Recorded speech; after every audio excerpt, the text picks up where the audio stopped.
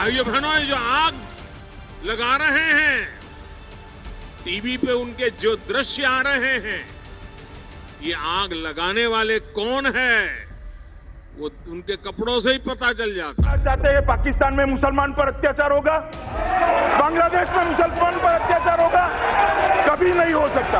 मित्रों, बटन दबाओ तब इतने गुस्से के साथ दबाना कि बटन यहाँ बाबतपुर में दबे, करंट शाहीन बाग के अंदर लगे। दबाएंगे पक्का। ये लोग आपके घरों में घुसेंगे, आपकी बहन बेटियों को उठाएंगे, उनको रेप करेंगे, उनको मारेंगे।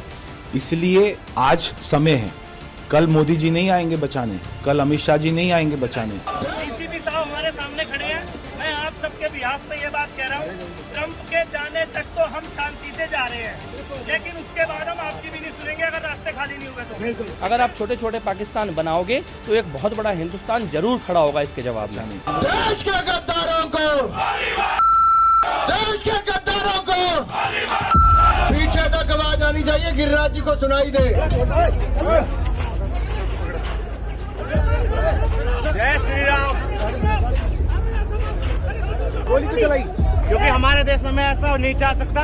हमारा देश है हिंदू राष्ट्रवादी क्षेत्र, इसलिए आया फायर करने के लिए। हमारे देश में और किसी की नहीं चलेगी, सिर्फ हिंदुओं की चलेगी। जिन आदर्शों पर डॉक्टर बाबा साहब अम्बेडकर ने हमारे संविधान की संरचना की थी, उसके बिल्कुल विरुद्ध है।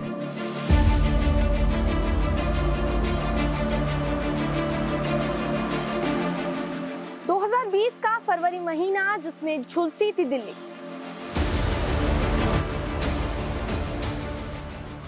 शाहीन बाग और दिल्ली दंगों का जिम्मेदार कौन?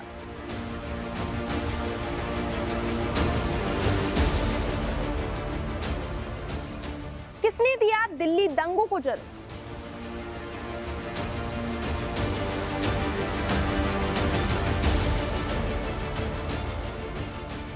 साल 2020 में क्यों तिल तिल करके जल रही थी दिल्ली?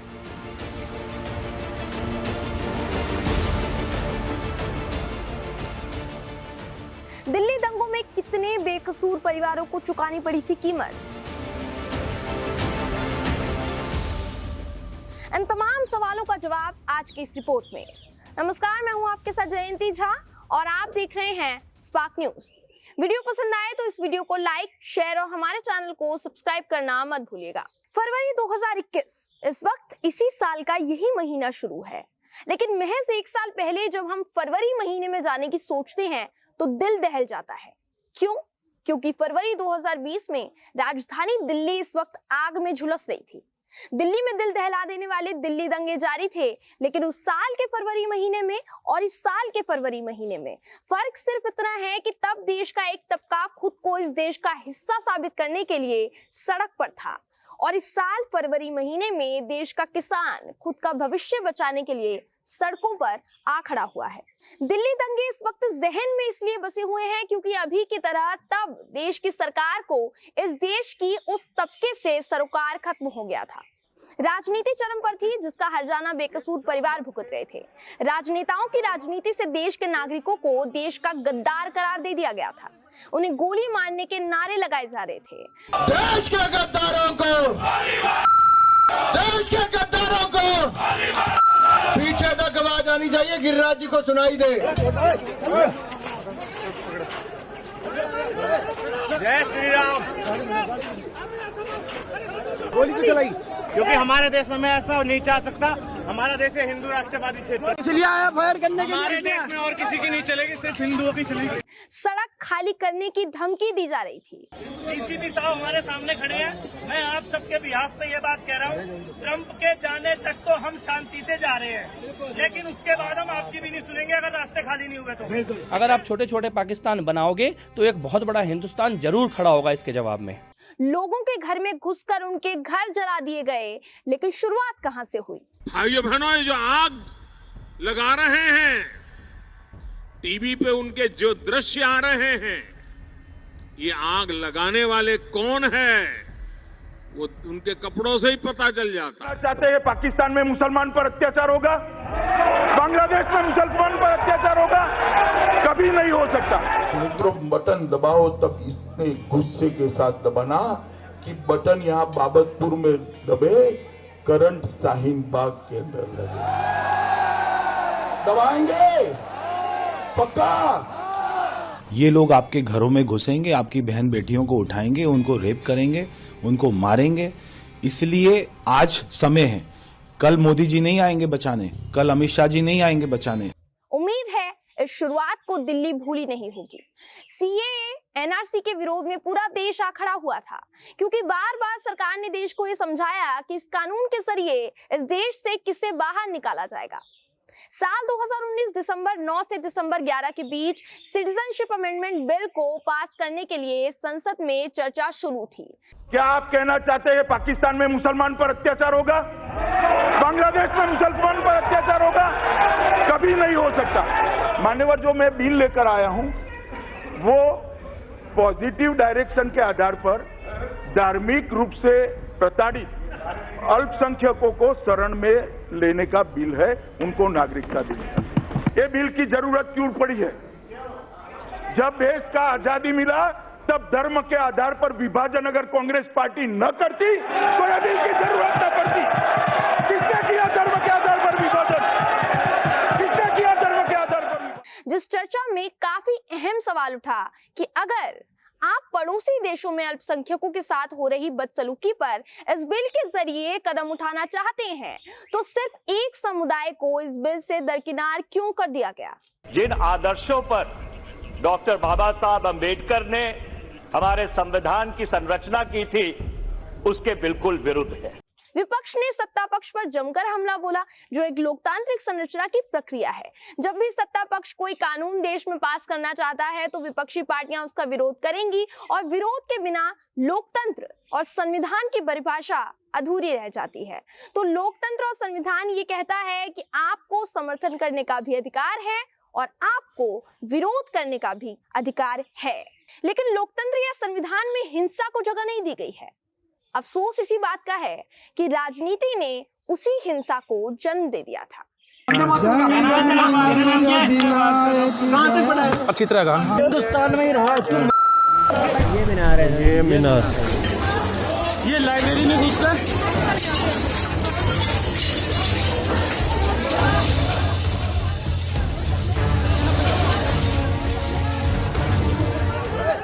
जय श्री राम। गोली क्यों चलाई? क्योंकि हमारे देश में ऐसा नहीं चाह सकता। हमारा देश है हिंदू राष्ट्रवादी क्षेत्र, इसलिए आया फायर करने के लिए। हमारे देश में और किसी की नहीं चलेगी, सिर्फ हिंदुओं की चलेगी। देश की युवा पीढ़ी से लेकर देश के बड़े बुजुर्गों तक हर एक शख्स को सड़क पर उस वक्त देखा जा सकता था। लोग पोस्टर्स और नारों के जरिए सरकार तक सिर्फ ये पैगाम पहुंचाना चाह रहे थे कि हम भी इसी देश का हिस्सा हैं, हमें इस देश से अलग मत करो। इस भारी जनसैलाब ने प्रधानमंत्री मोदी को तानाशाह करार दे दिया था। भाइयों बहनों, ये जो आग लगा रहे हैं, टीवी पे उनके जो दृश्य आ रहे हैं, ये आग लगाने वाले कौन हैं, वो उनके कपड़ों से ही पता चल जाता है। नहीं चलेगी, नहीं चलेगी।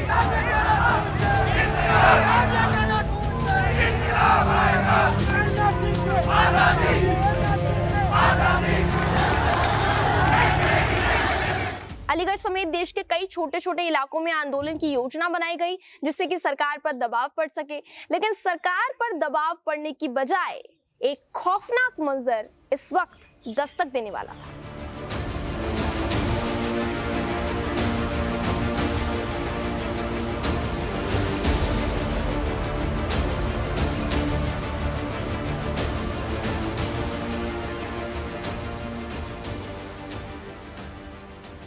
अलीगढ़ मुस्लिम यूनिवर्सिटी के छात्रों ने मार्च निकाला। जामिया मिलिया इस्लामिया में स्टूडेंट विंग के छात्र सड़कों पर मार्च निकालने निकले, लेकिन उन्हें शायद इस बात का अंदाजा नहीं था कि भारी तादाद में इस वक्त पुलिस की टुकड़ियां उनका इंतजार कर रही हैं।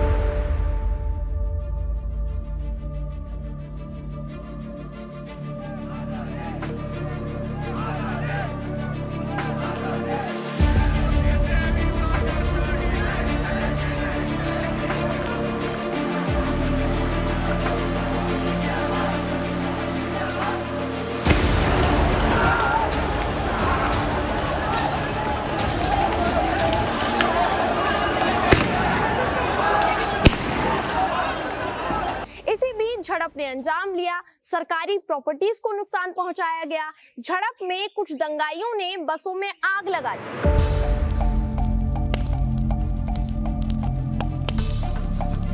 पुलिस सारा जामिया में गया हुआ है, सब जामिया में वहाँ उसको मार रहा है, सिगरेट सविरा भागा है। वो देखो बेटा, आजा शाबाश, अब आया ना, अब आया। और उसी शाम पुलिस अपने सैन्य बलों को इकट्ठा करके जामिया मिलिया इस्लामिया यूनिवर्सिटी में घुस गई और वहां लाइब्रेरी में घुसकर तोड़फोड़ की। बेकसूर छात्रों को पीटा गया, जिन्हें यह भी नहीं पता था कि उनका कसूर क्या है। ये लाइब्रेरी में घुसकर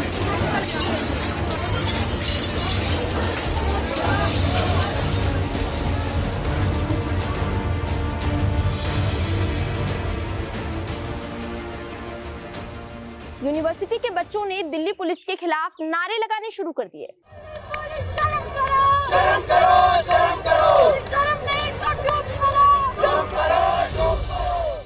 इस वक्त सबसे बड़ा सवाल ये उठा कि आखिर उस वक्त जिस वक्त देश आक्रोश में था, सरकार से इस तरीके के रवैये पर जवाब मांगा जा रहा था, उस वक्त माननीय प्रधानमंत्री मोदी झारखंड के दुमका में एक रैली कर रहे थे और उस रैली में उन्होंने एक बयान में एक पर्टिकुलर कम्युनिटी को टारगेट किया। जी हाँ, हम उन्हीं प्रधानमंत्री मोदी की बात कर रहे हैं जिनके बारे में उनके मंत्री कहा करते हैं कि प्रधानमंत्री मोदी देश को बांटने का नहीं, जोड़ने का काम करते हैं। वही प्रधानमंत्री मोदी उस वक्त भाषण में उस समुदाय के पहनावे को चिन्हित कर रहे थे। उन्होंने कांग्रेस पार्टी के आड़ में ये बयान दिया, इसलिए शायद लोगों के दिमाग में उनका एक वर्ड हिट नहीं किया होगा, पर आपको वो बयान दिखा देते हैं। भाइयों बहनों, ये जो आग लगा रहे हैं, टीवी पे उनके जो दृश्य आ रहे हैं, ये आग लगाने वाले कौन है वो उनके कपड़ों से ही पता चल जाता है। फिर शुरू हुई दिल्ली विधानसभा की तैयारी, जिसमें भारी बहुमत के साथ अरविंद केजरीवाल एक बार फिर दिल्ली के मुख्यमंत्री के रूप में चुनकर आए। तब भी शाहीन बाग में नारे जारी थे, आंदोलन जारी था। उस वक्त ये कहा जा सकता था कि महिलाएं जो थी शाहीन बाग आंदोलन की, वो उस वक्त रीढ़ की हड्डी बन चुकी थी। उस जनसैलाब में महिलाओं की आबादी ने इस आंदोलन को एक अलग रुख दे दिया था, पर उस वक्त भी आंदोलन टूटने को तैयार नहीं था। हम आह भी करते हैं तो हो जाते हैं बदनाम, वो कत्ल भी करते हैं तो चर्चा नहीं होता। पे हल्ला बोल, हल्ला बोल, हल्ला बोल। एनआरसी पे हल्ला बोल, हल्ला बोल, हल्ला बोल। मैं भी बोलूं तू भी बोल, हल्ला बोल। अंधेरी रात, तूफानी हवा, टूटी हुई कश्ती, ये मुल्क का हाल है आज। डिमोनेटाइजेशन पकड़ लीजिए या अनएम्प्लॉयमेंट पकड़ लीजिए, इकोनॉमी पकड़ लीजिए, तो अंधेरी रात, तूफानी हवा, टूटी हुई कश्ती, यही असबाब क्या कम थे कि इस पे नाखुदा तुम हो। आज ऐसा लग रहा है कि पुराना भारत अभी भी जिंदा है। ये गांधी जी का भारत है, ये भगत सिंह का भारत है, ये अशफाकुल्लाह खान और रामप्रसाद बिस्मिल का भारत है। तुम हिंदू मुसलमानों को लड़ाने में लगे हो भैया। बॉस, मैंने कहा था, पढ़ा भी था कहीं, आप लोगों ने सुना होगा वो, लेकिन ये खेल बंद करो यार। बात करो आगे क्या करना है, रोटी दो, मकान दो, कपड़ा दो, इसके बारे में बात करो यार। तो इसी में लगे हो। वो एक विभाजन से खुश नहीं थे, उन्हें अब भारत में एक दूसरा विभाजन चाहिए। हम ये कभी नहीं होने देंगे। दोस्तों, ये विरोध की रैली नहीं है, ये समर्थन की रैली है। ये हमारे संविधान और संवैधानिक मूल्यों के साथ समर्थन की रैली है। ये गांधी जी के भारत के लिए समर्थन की रैली है। ये हमारे आपसी भाईचारे में के लिए समर्थन की रैली है। इस देश में नागरिकता का आधार धर्म कभी नहीं था, कभी नहीं होगा। काफी अफवाहें फैलाई गई इस आंदोलन को तोड़ने के लिए। व्हाट्सएप यूनिवर्सिटी में ऐसे तमाम मैसेजेस फॉरवर्ड हो रहे थे जिनके जरिए ये कहा जा रहा था कि महिलाओं को, बुजुर्गों को, बच्चों को वहां पैसे देकर बुलाया गया है, पैसे देकर बिठाया गया है। और इन अफवाहों को फैलाने के पीछे अमूमन सिर्फ व्हाट्सएप यूनिवर्सिटी का हाथ नहीं था, बल्कि उस वक्त हमारा जो मेन स्ट्रीम मीडिया है वो भी लगातार ऐसी कड़वी और जहरीली अफवाहों को बढ़ावा दे रहा था, उन कड़वी जहरीली अफवाहों को फैला रहा था। इस पूरे आंदोलन में शर्जिल इमाम, उमर खालिद, ताहिर हुसैन, इन सबके खिलाफ हिंसा भड़काने के आरोप में कार्यवाही हुई जो अभी भी जारी है। लेकिन इन सबके अलावा एक शख्स पर काफी सवाल उठे क्योंकि उन्होंने भी धमकी भरा बयान दिया था, वो भी पुलिस कांस्टेबल की मौजूदगी में। पर सबसे ज्यादा हैरान कर देने वाली बात ये थी कि पुलिस ने इस शख्स के खिलाफ कोई एफआईआर दर्ज नहीं की। हम किसकी बात कर रहे हैं ये आप समझ गए होंगे। जी हाँ, हम कपिल मिश्रा की बात कर रहे हैं जो सोशल मीडिया से लेकर सड़कों तक हिंदू मुस्लिम के बीच जहर उगलने का काम कर रहे थे। डीसीपी साहब हमारे सामने खड़े हैं। मैं आप सबके बिहाफ पे ये बात कह रहा हूँ, ट्रंप के जाने तक तो हम शांति से जा रहे हैं, लेकिन उसके बाद हम आपकी भी नहीं सुनेंगे अगर रास्ते खाली नहीं हुए तो। हाईकोर्ट में जब ये मामला गया तब भी जज ने पुलिस से ये सवाल किया कि आखिर क्या वजह है कि आपने कपिल मिश्रा के खिलाफ कोई एफआईआर दर्ज नहीं की। अगर आप छोटे छोटे पाकिस्तान बनाओगे तो एक बहुत बड़ा हिंदुस्तान जरूर खड़ा होगा इसके जवाब में।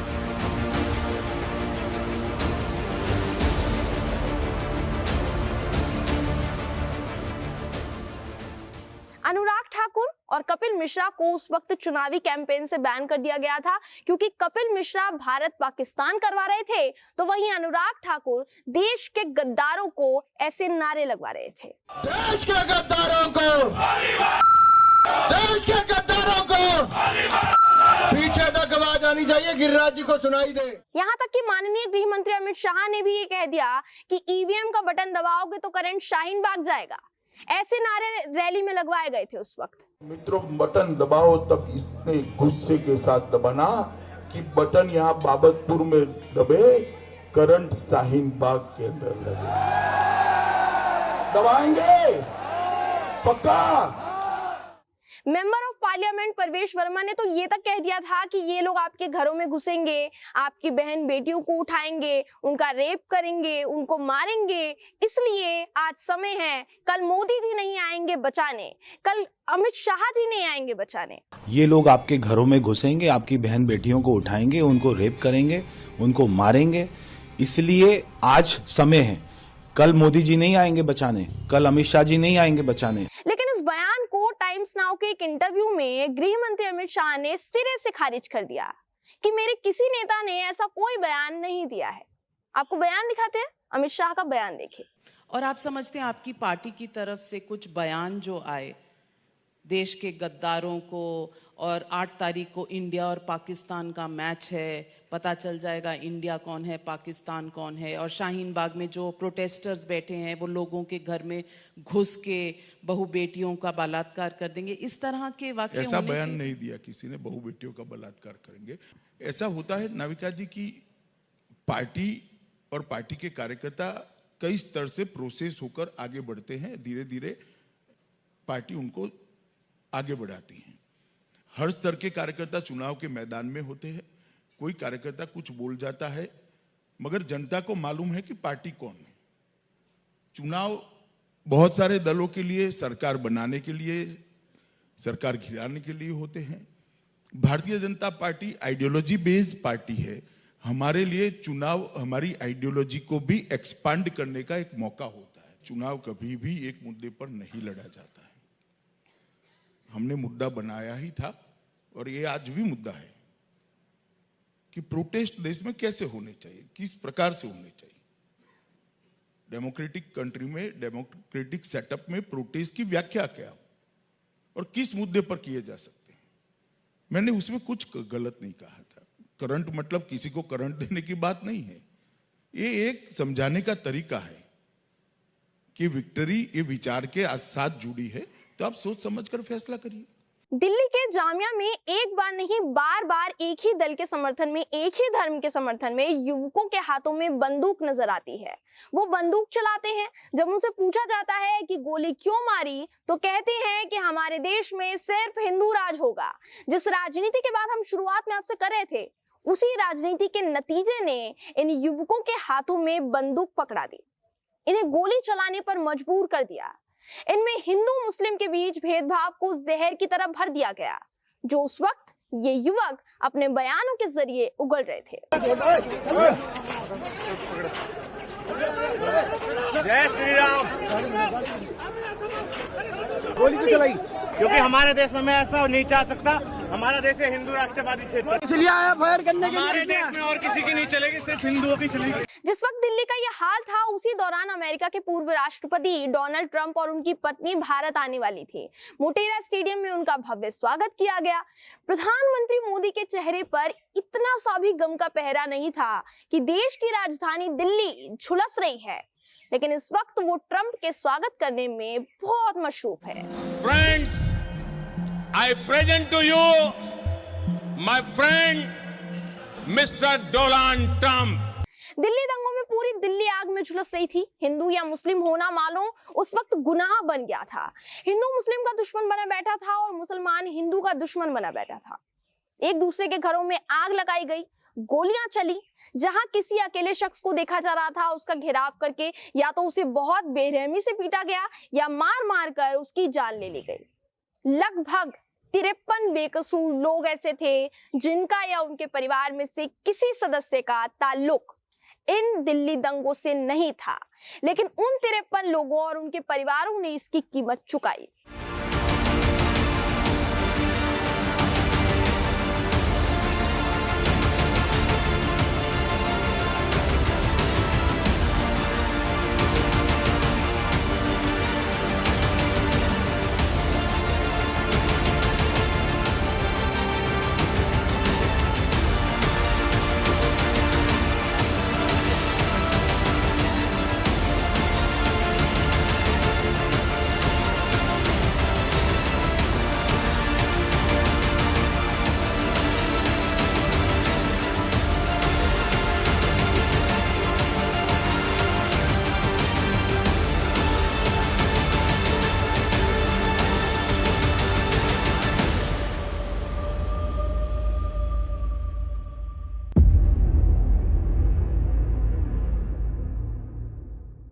किसी बेटी ने अपने पिता को खोया, किसी पत्नी ने अपने पति को खोया, किसी माँ बाप ने अपने बेटे को खोया तो किसी बहन ने अपने भाई को खोया। लेकिन इन दिल्ली दंगों का नतीजा क्या निकला? सिर्फ इतना कि वो खौफनाक मंजर अब भी शाहीन बाग और शहादरा की गलियों और उन झुलसी हुई दीवारों में महसूस होता है, जो अपनों को खो चुके इन परिवारों के जहन में अब भी बसता है। इन दंगों के बाद महज इतना सोचने की जरूरत है कि राजनीति से देश को बांटने से यही नतीजा निकलता है। यकीनन राजनीति के बगैर लोकतंत्र की ताकत का अंदाजा लगा पाना काफी मुश्किल है, लेकिन उस राजनीति का इस्तेमाल अगर आप देश की आवाम को बांटने के लिए करेंगे तो वो राजनीति नहीं, सिर्फ और सिर्फ एक तानाशाही कहलाएगी।